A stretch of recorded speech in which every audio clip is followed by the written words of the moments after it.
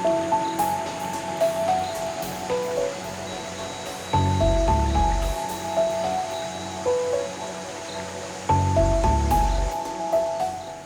pedesaan seringkali dianggap sulit menerapkan manajemen modern yang terbuka dalam mengelola usaha pertanian, perikanan, dan peternakan.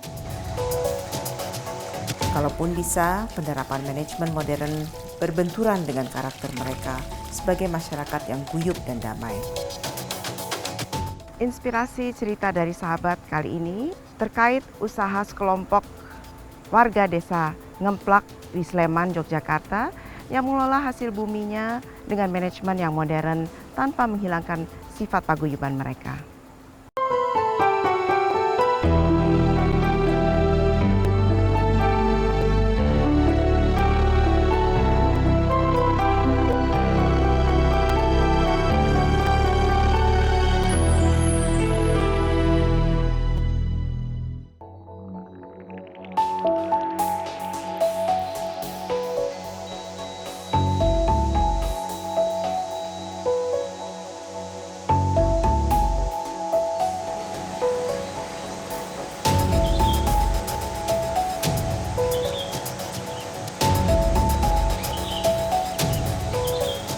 Di kaki selatan Gunung Merapi, Yogyakarta, terdapat sebuah dusun kecil bernama Bokesan.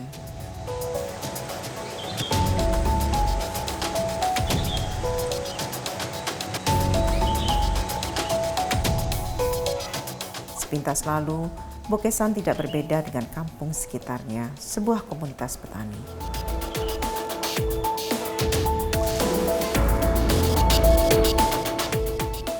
Di dusun Bokesan ini jumlah RW-nya ada 2, RW 20 sama RW 21. Untuk RT itu ada 4 RT, itu 1 sampai 4. Dan jumlah penduduknya itu ada 330. Profesinya rata-rata di Bokesan ini peternak ikan itu Mas, yang kira-kira 90% itu peternak ikan. Kalau dari jarak dari kota itu sekitar 20 km, untuk dari Merapi itu sekitar 15-an, jadi tengah-tengah. Di balik sosoknya yang bersahaja, Bokesan bisa dibilang sebagai Minapolitan, kawasan perikanan yang dikelola secara modern. Warganya menghimpun diri dalam organisasi Mino Ngremboko yang mengatur sistem produksi dan perdagangan ikan dan hasil bumi mereka melalui satu pintu. Baik menyangkut permodalan, fasilitas, keamanan, hingga stabilitas harga jual. Mino Ngremboko adalah bermula dari kelompok unit pemberdayaan rakyat. Itu kita awalnya dari tahun 87-88. Tapi pada waktu itu adalah di bidang pembenihan ikan lele. Namun dinamika kelompok selalu berkembang, kebutuhan, dan saat ini yang banyak adalah di nila. Juga terintegrasi dengan peternak ikan puyuh. Potensi yang ada di wilayah Bokesan ini daerahnya tandus karena banyak hama penyakit di bidang pertanian yang kurang menghasilkan, sehingga kita untuk mengantisipasi dan untuk meningkatkan kehidupan masyarakat, terutama anak muda, yaitu dengan beralih ke bidang perikanan. Nah, intinya adalah selain untuk kesejahteraan juga untuk sebagai lapangan pekerjaan daripada kaum muda. Kita bersyukur adanya di Mino Ngremboko itu anggotanya muda-muda semuanya, sehingga yang muda tidak urbanisasi, malah justru dari yang biasanya ke kota besar, malah justru kembali untuk membangun desa. Ini anggota kelompok yang ada di Mino Ngremboko saat ini ada 67. Dan 80-70-80% itu anggotanya masih usia produktif. Mino Ngremboko ini adalah suatu kelompok yang satu sistem, satu manajemen, satu pintu. Yang saat ini yang bisa di-cover oleh kelompok pembudidaya Mino Ngremboko, pembenihan lele, pembenihan nila, pembesaran lele maupun pembenihan gurame. Yang meskipun juga ada uji coba sidat dan sebagainya. Siapa saja yang menjadi anggota telah mendaftarkan diri terhadap kelompok Minang Remboko dan juga mentaati aturan-aturan, dan dia mempunyai kolam atau lahan di wilayah Dusun Bukisan, di wilayah kelompok. Prinsip kelompok ini satu manajemen, satu pintu. Ini adalah bagi-bagi rezeki, bagi-bagi resiko. Nah, di sini ini karena apa? Kita kalau ada rezeki kita bagi bareng-bareng, ada risiko juga kita ketemu. Kebersamaan ini yang merupakan kekuatan yang luar biasa. Nah, kekuatan yang luar biasa itu. Nah, karena kalau ikut kelompok sudah tidak mikir permodalan, tidak mikir pemasaran, tidak mikir sarana prasarana dan manajemen maupun teknologi, karena sudah di-cover oleh kelompok itu sendiri. Sehingga anggota itu tinggal produksi sebanyak-banyaknya dan sebagus-bagusnya.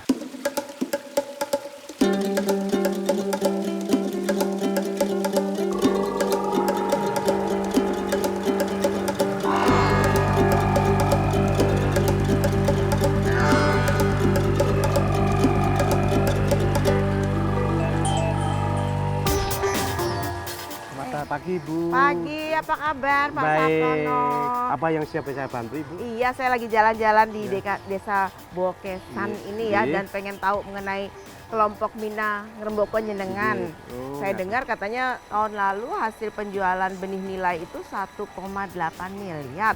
Alhamdulillah. Banyak ya. sekali ya. Iya. Gimana itu belum digabung dengan penjualan lele, gurame, dan malon dan hasil bumi lainnya? Belum Ibu, kebetulan di kelompok Minang Remboko ini yang tersentral satu pintu itu baru pembenihan lele, pembenihan nila, dan baru akan lele konsumsi itu. Nah, sehingga kalau digabung antara puyuh, pembenihan lele, pembenihan nila, konsumsi lele, dan gurame, itu kurang lebih sekitar 7 miliar. Laras. Allah, banyak Nah, sekali. ini karena kebersamaan, kekompakan, juga ridho juga dari Allah Subhanahu wa Ta'ala, bisa seperti ini. Apa saja peran Mina Ngremboko dalam usaha perikanan di sini, Pak? Ya, peran daripada Minang Remboko pada dasarnya memfasilitasi daripada anggota dan masyarakat. Sebagai contoh adalah dengan sentral satu pemasaran, sehingga satu harga, satu kualitas dan satu manajemen, sehingga tidak ada Persaingan harga nggak ada ya, Laras. Pak? Kedua, memfasilitasi daripada sarana produksi, sehingga kalau misalnya? kalau kita beli pakan sendiri-sendiri kan mahal, tapi kalau seperti itu memfasilitasi daripada juga permodalan, sehingga permodalan Jadi pemupukan seperti koperasi gitu laras, ya. laras seperti itu. Salah satu kegiatan yang ditekankan kelompok Mino Ngremboko untuk melindungi usaha perikanan di Bokesan adalah melakukan proses produksi dengan pengendalian mutu yang ketat. Kami kontrol produksi tiap hari, kami harus kirim berapa, terus pesanannya berapa, terus nanti cek kualitas ikan. Ikan yang kami kirim itu harus dalam benar-benar kondisi sehat. Kalau anggota petani panen ke sini ikannya nggak sehat, itu harus dibalikin ke petani lagi.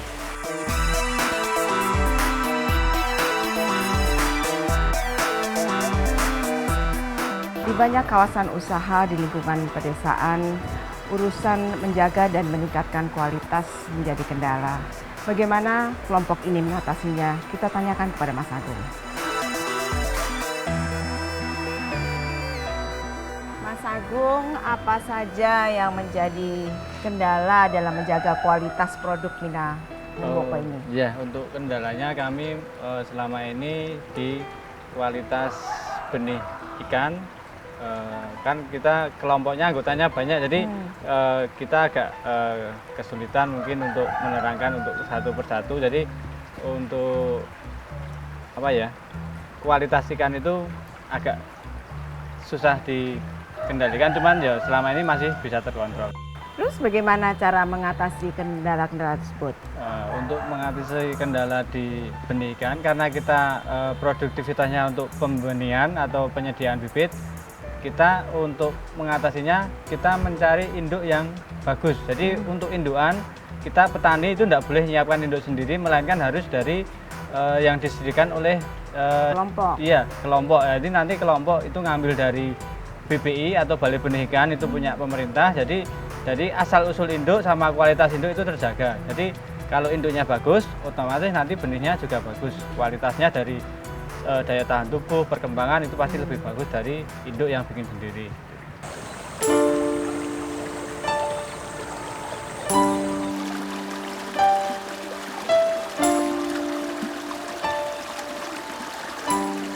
Pengelolaan kawasan perikanan terpadu seperti yang dilaksanakan oleh kelompok Minang Remboko tentunya tidak mudah.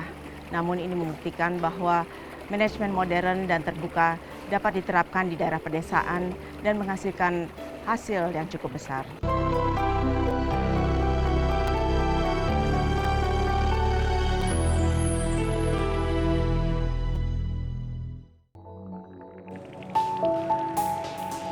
Kesan dusun yang terpencil dan jauh dari akses, baik informasi maupun transportasi, tidak terlihat di sini. Dengan pengelolaan manajemen perikanan yang cermat, profesional, dan transparan di bawah kelompok Minang Remboko, telah membawa dusun Bokesan menjadi daerah yang maju dan dapat mensejahterakan masyarakatnya.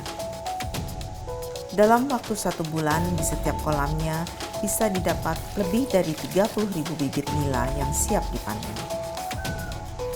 Tapi tidak hanya dijual begitu saja. Atas inisiatif ibu-ibu PKK di bawah koordinasi Bu Sri, sebagian ikan-ikan yang masih kecil ini diolah menjadi nila crispy. Produk olahan yang sederhana tapi memberi nilai tambah. Bibit ikan nila yang dijual relatif murah apabila sudah diolah menjadi crispy nila, harganya menjadi berkali-kali lipat. Sebaiknya kita cari tahu bagaimana mengolahnya. Assalamualaikum. Waalaikumsalam warahmatullahi wabarakatuh. Sugeng Bu, masa menapa menika? Damel crispy Bu, nila crispy. Nila crispy. Apa sih yang harus diperhatikan kalau bikin nila crispy ini? Kalau bikin nila crispy itu kan pertama ikannya harus fresh Bu. Segar tuh ikan segar. Terus kita filet, terus kita tepung itu teman-teman kita banyak temennya. Terus apa semua ikan juga bisa dibikin kayak gini? Bisa Bu, semua ikan bisa. Kita bikin nila crispy itu karena di sini bahan bakunya kan banyak di sini bibit ikan. Jadi kita bikinnya yang baby fish Bu. Biasanya kan yang filetan ikan besar-besar. Ya. Tapi ini dari yang kecil-kecil, dari bisa kemakan dari tulang, kepala semua bisa kemakan. Terus berapa produksinya sehari? Sehari itu 5 sampai 8 kilo. 8 kilo? Terus Iya. udah dipasarkan? Sudah. Di kemana aja Ke dipasarkan? swalayan sudah, warung makan, bahkan keluar Jawa Bu, Papua, Keluar Jawa, Kalimantan. banyak Iya. permintaan ya jadinya. Iya, kan sering ada tamu kunjungan buat oleh-oleh gitu. Terus ke depannya gimana nih rencananya? Kedepannya kita mau mengembangkan produk ikan juga Bu. Ada stik ikan, ada abon ikan, karena bahan bakunya Abon jenis ikan. Kalau Iya. untuk abon tuh berarti ikan yang besarnya ikan kayak yang gini ya. besar-besar ya. Boleh dicicipin nggak? Boleh, monggo. Iki baik, iki baik. Ini aja yang panas-panas sedikit. Gila. Monggo. Crispy ini ya.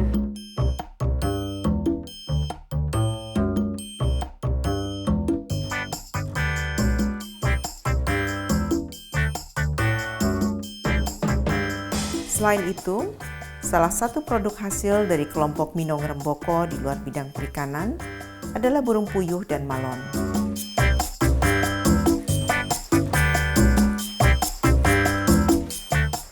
Perawatan dan pengelolaan malon tentunya berbeda dengan ikan.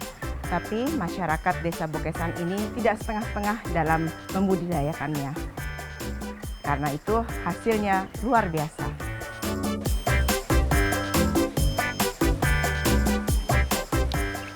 Malon atau manuk londo adalah burung puyuh yang berasal dari luar negeri.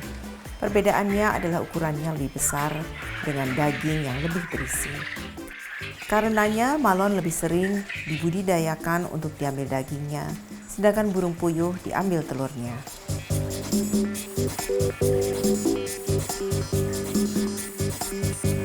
Kalau di Bokesan sini kurang lebihnya 8 orang ya, karena ada yang pemula, ada yang sudah lama. Sebenarnya kalau di teknik pemeliharaan sangat mudah sekali. Ya memang kalau yang sulit itu tentang pemasarannya ya. Produksi telur puyuh di Bokesan ini perharinya 38.000 ya. Pendapatan mereka kalau kita lihat dari surplus mereka itu 1 bulan kita mengeluarkan surplus itu pendapatan mereka 16 juta ya. Kelompok itu kita bina, kita ini setiap bulannya kita ada penyuluhan, ada ini kita atur pemeliharaannya dengan baik, vaksinasi, obat-obat vitamin, dan ini kita ada dokter hewan yang setiap bulannya kita ada pertemuan di sini.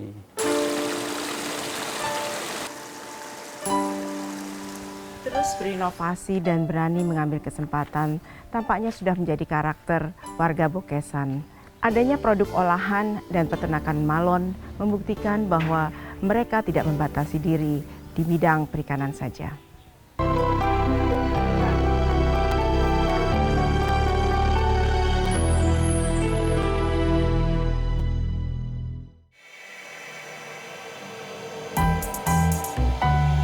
Fokus kerja kelompok Minong Remboko tidak hanya pada pengelolaan permodalan dan fasilitas usaha perikanan di Bokesan, tapi juga berbagai kegiatan terkait pemeliharaan nilai-nilai paguyuban yang menjadi fondasi masyarakat pedesaan.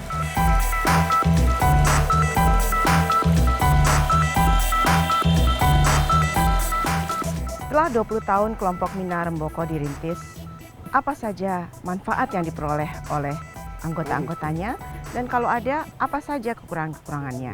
Mari kita tanyakan.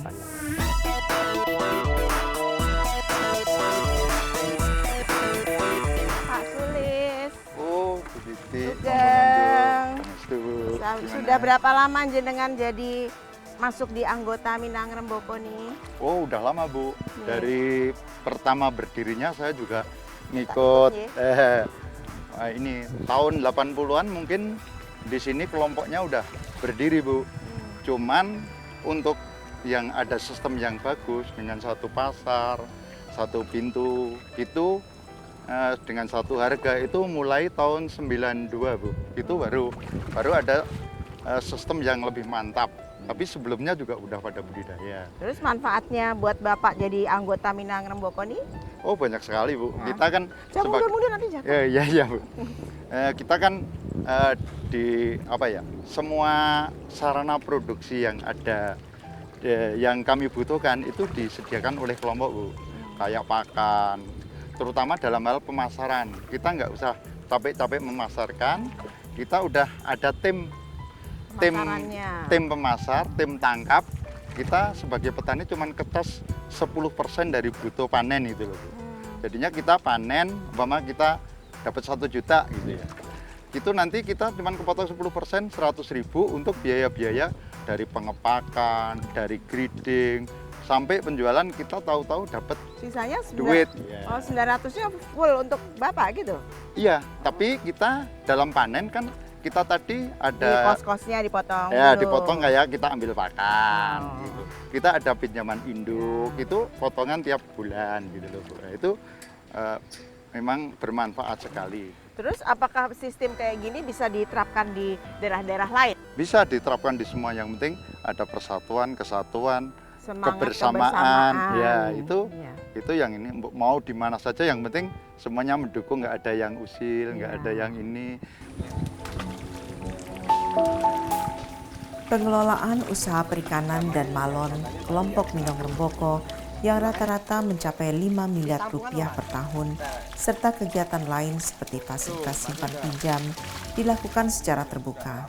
Transparansi menjadi ciri organisasi kelompok Minong Remboko. Ya Pak, bagaimana bentuk transparansi dalam kelompok Minang Remboko ini? Saya dengar termasuk mengumumkan posisi simpan pinjam dari anggotanya.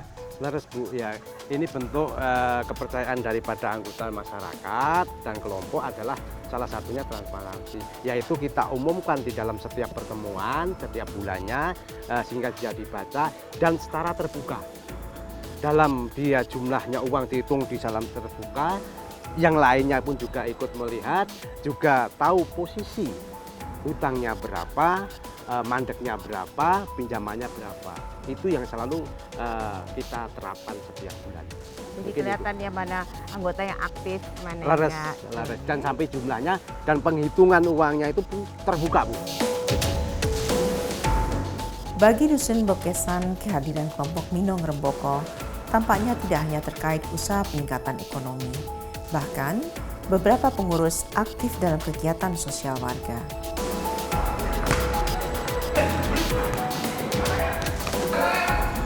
Warga sini ada yang badminton, ada yang futsal, terus di masjid itu ada TPA, Taman Pengajian Al-Quran itu yang difasilitasi oleh kelompok.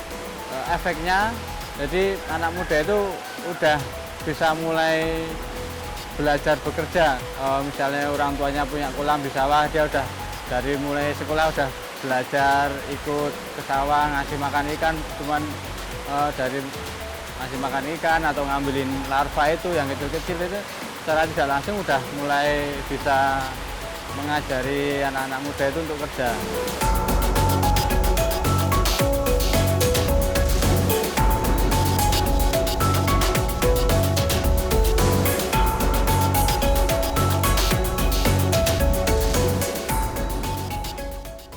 Selain urusan perikanan, apa saja yang sudah dikontribusikan oleh kelompok Minang Remboko ini untuk dusun dan desa di sini? Ya, ini Bu, berkat daripada Minang Remboko itu untuk membangun dusun, diantaranya adalah kita fasilitasi dengan jalan produksi, jalan lingkar.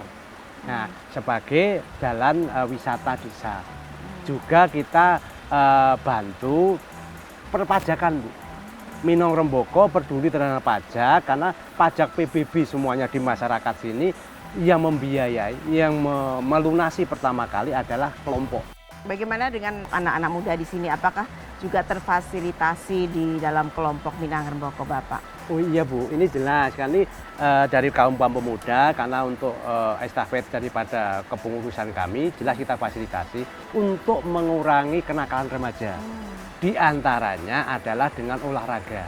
Olahraga bulu tangkis itu tinggal namplek aja istilahnya gitu karena biaya shuttlecock dan sebagainya kita fasilitasi.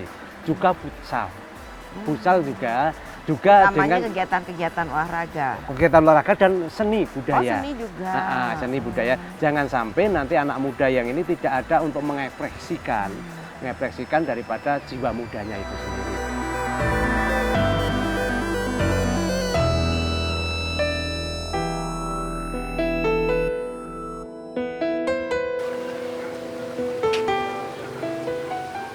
Tentu saja tidak ada yang sempurna, pasti ada kekurangan di sana-sini. Namun yang jelas, hasil karya kelompok Minang Remboko di bidang peternakan dan perikanan dengan manajemen yang modern dapat diterapkan di daerah pedesaan.